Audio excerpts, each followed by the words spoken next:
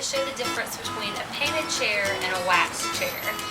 This chair has 2 coats of paint on it. It has been slightly sanded and then wiped down with a damp cloth, whereas this chair has been waxed. I've taken this chair, painted 2 coats of paint, then lightly sanded it down to remove any brush strokes or little drips or abnormalities to leave a smooth finish, and then wiped it down with a damp cloth. Once you've sanded and distressed your piece, gotten the finish very smooth, it's time to wax. There's a couple of different options. You can just put on a straight clear wax, and that will hold your piece in, hold the paint in, and give you a great, smooth, professional finish.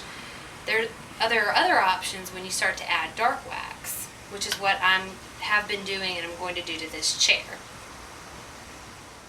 If you choose to use dark wax, you must first lightly dip your brush in some clear. You really don't want much on there. It needs to be a very thin layer. You can see on this brush I've barely got any on the end.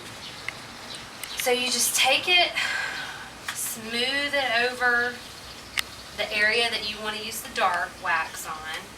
See right there, I need just a little bit more.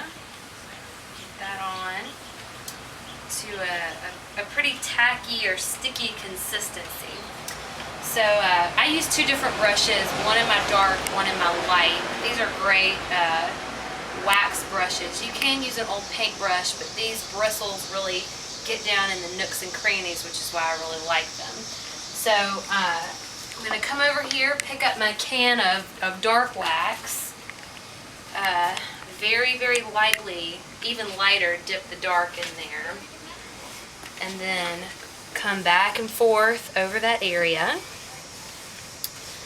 This is where the artistic side comes in, because really you can take a cloth and wipe most of this away if you want, or you can continue adding it basically to get as dark of a finish as you would like.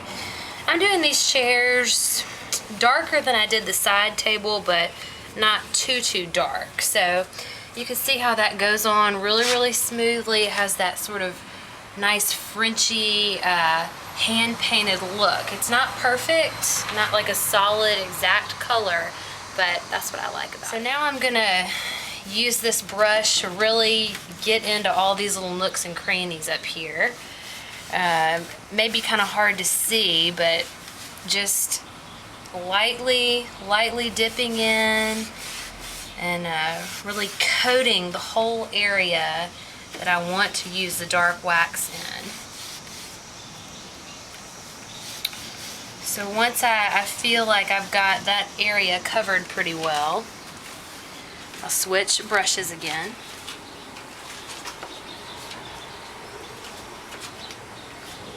Come up here. And it looks kind of scary at first. You know, it looks real dark and you think, oh, how am I going to work that in? But that's where this type of brush is so great, because you just kind of keep working in with what you've got until you get that real painted look that just looks very hand brushed and natural. So I'm going to keep working this part in, and once I've kind of got a color I like, and once I've gotten it filled in all those little corners, I'll switch back over here to my clear, and this will lighten it up just a little bit. So, you know, kind of be prepared for that, or you may want that, so it may be a good thing. And I'll brush the clear back over it one more time. Now sometimes, you know, if globs or things happen, say you're working with wood that has curves in it, all you have to do is come in with a little cloth, just kind of dig in, work that, and it'll pretty much come off. And if you really get a bad blob on there of dark wax that you just hate, all you need to do is wipe some clear over it, come back, and it'll pretty much wipe itself completely off. The final step in finishing the process for a piece of hand-painted furniture Once you have the coats of wax on, it's going to be pretty dark. Even once you let it dry, it's still going to have kind of a sticky consistency. So take some steel wool and just lightly rub on the piece. This is kind of the really fun, distressing part, and you can really make your piece either light or dark depending on how hard you rub the steel wool. So see, this part right here is very dark.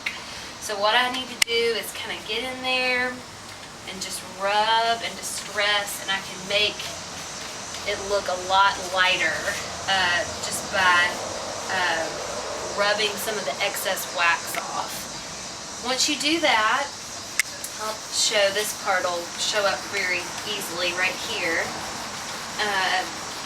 Steel wool tends to kind of shed and make the finish feel a little bit gritty, but I would just grab a paper towel, wipe it off, and your final product should be a perfectly smooth, really professional feeling.